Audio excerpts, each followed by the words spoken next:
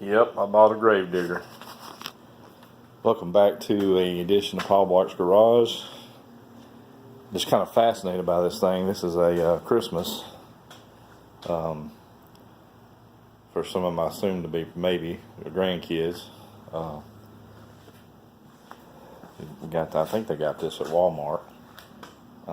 It'll hold up to 400 pounds, and you're supposed to be able to change the motors out in them, which I think is located back here on this axle, so it'll even pull more weight and go faster.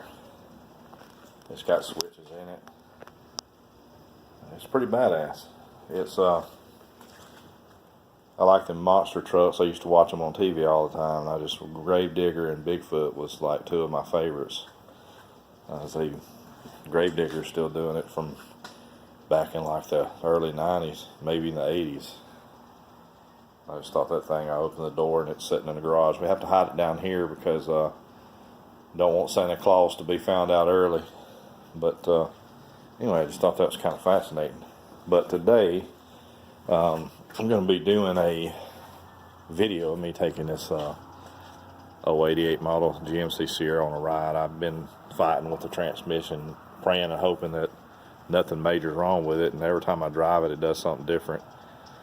Makes me believe there's something that I could probably fix without having it rebuilt to fix it. One thing I'm concerned about is the governor. The governor itself, on the end of it, has a nipple, and it seats inside the cap that holds it to the case.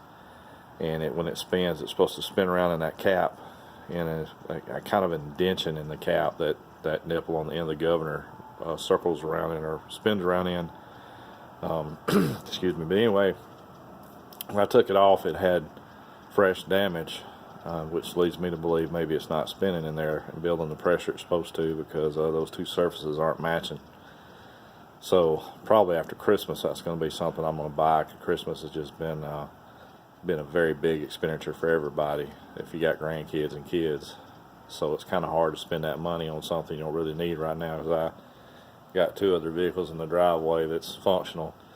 But I'm going to take this thing for a ride, and we're going to all go as we ride. I'm not going to get on it really hard, but I always normally do, because of the fact that one video I done where had to replace the water pump, and don't have electric fan on it yet, or any fans on it, so I can't cool it, and it's missing the bolt right here, so I really don't want to thrust it too much. But yeah, I did a video showing y'all what actually came off the water pump in the last video, which is, this pulley right here came off. It's pressed on, and it came off and ruined the water pump, and put another hole in the fan shrouds, and which was already damaged from the previous project I done, where I went to O'Reilly's and bought some bolts that actually screw into that pulley in their help section, which is what the clerk told me that they had, and it was assortment, and the bolts felt really light.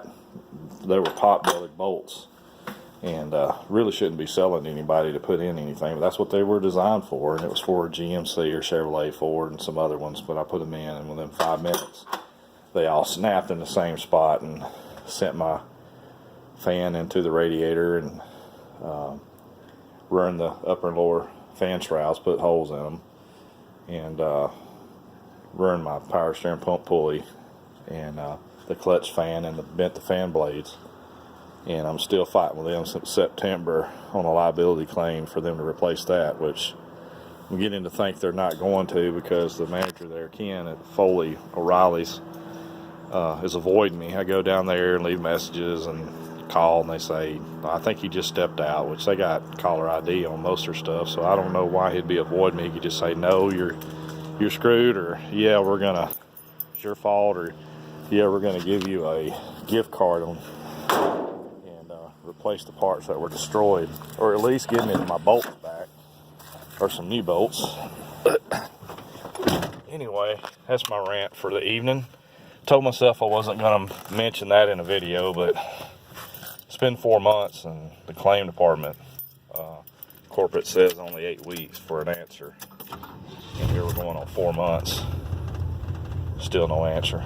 But I pretty much JB welded the radiator up, which, you know, I did a video on that, and pieced stuff together just so I can crank it and run it. And the school buses are just now coming through.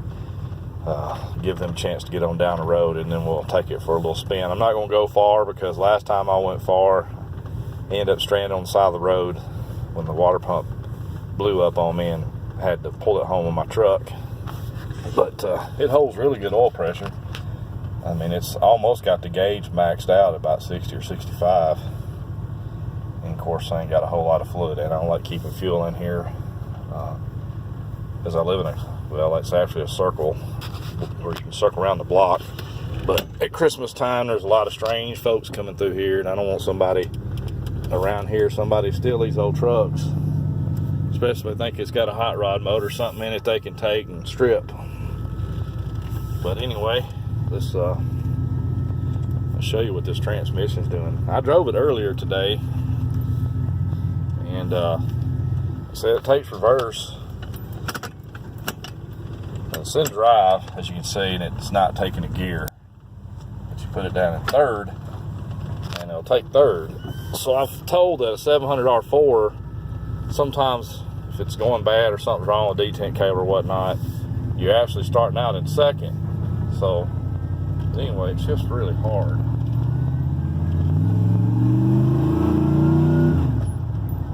Well, didn't shift out that time, which it's got to be in second. It's definitely not in first.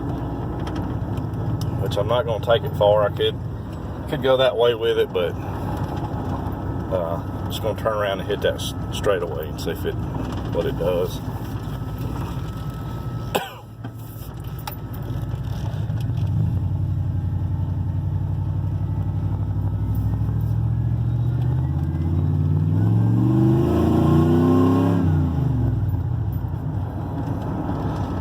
It's got to be in second.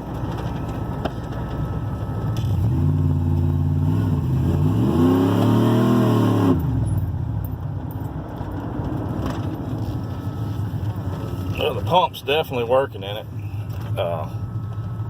It had to be at least third gear because I think this thing's geared 342, and I wished I had a tack where I could see where what my RPMs are at.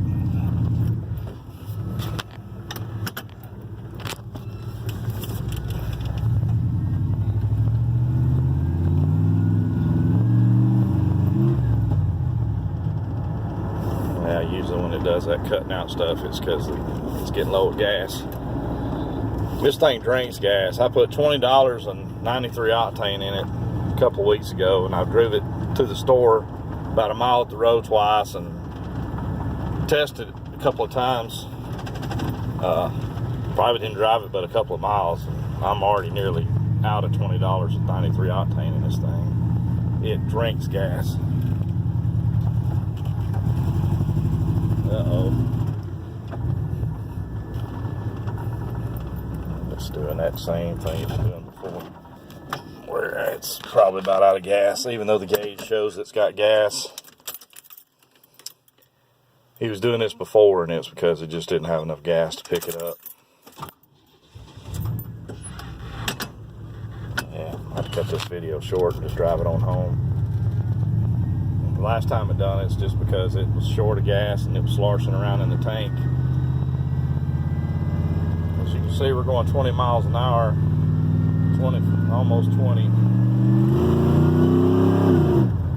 It shifted real hard in second just then.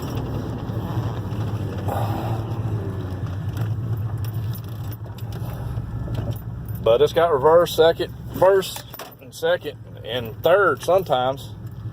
But when I try to go into fourth gear, or it tries to go into fourth gear,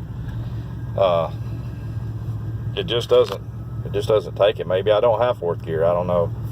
But I'm gonna take the governor out of it and replace it in the cap to make sure those surfaces are mating up right, and the governor's actually building up pressure, because on this 700R4, I think it's like a 82 to a 92, they work off detent cable and governor, That's what gives you the line pressure. And as you can see, there's no slack in this detent cable at all. But real truck, like I said, it runs pretty strong just to be a basically stock 350 Vortec with a one hauler. But anyway, I just wanted to kind of drive it and just take y'all on a journey of me driving it and just show y'all that Gravedigger Christmas gift. My son went and bought it for his girlfriend's kids. Or actually they might have went in together and bought it. I just thought it was neat because I was around back burning wood, had a little fire going, and one of them come pulling down there in it, and I was like, hey, how's that thing holding y'all up? And it says it's rated for 400 pounds, which I thought was neat. But anyway, I hope y'all have a good Christmas. I'll probably have a couple more videos coming before then. Maybe they won't be as boring as some of the ones I've had lately. But after Christmas, I'm probably going to buy a governor and a cap. Maybe I may even buy it before. It's not really that much. It's probably about a $75 bill for both of them off eBay. And put it in there and see if it, helps the transmission. If not, I'm probably just going to buy a 350 turbo or 400 turbo and put it in there and be done with the $700 stuff. Because around here they want $800 to rebuild one if they say they can find the kit and you bringing them the transmission. And to me, that's just high. I'm going to pull it and bring it to you. I've seen those kits all over eBay. Even Monster Transmissions are selling that kit for about 150 to 160 bucks. And I think, I've seen people rebuild them transmissions, them $700 in 2 days or less, especially if you're bringing it to them. You can get on YouTube and watch a video of a guy, just as slow and easy as he can, take one of them apart and build one back together in about an hour. But anyway, that's my rant for today and my video for today, and hopefully it was kind of sort of entertaining. If you're like me, when I go to bed at night, got a smart TV and I got a bunch of videos of people I like watching that are entertaining, and I'll just sit and watch TV, watch these car videos like Motor Trend and Roadkill, and a guy called Honey Badger. Some of y'all may know him. It's an LS guy, and Snydertron 2000. And there's bunches of others I can name off that a lot of you are probably watching. But anyway, hopefully this was a little bit entertaining. And this is another edition of Paul Blart's Garage, and y'all have a good day.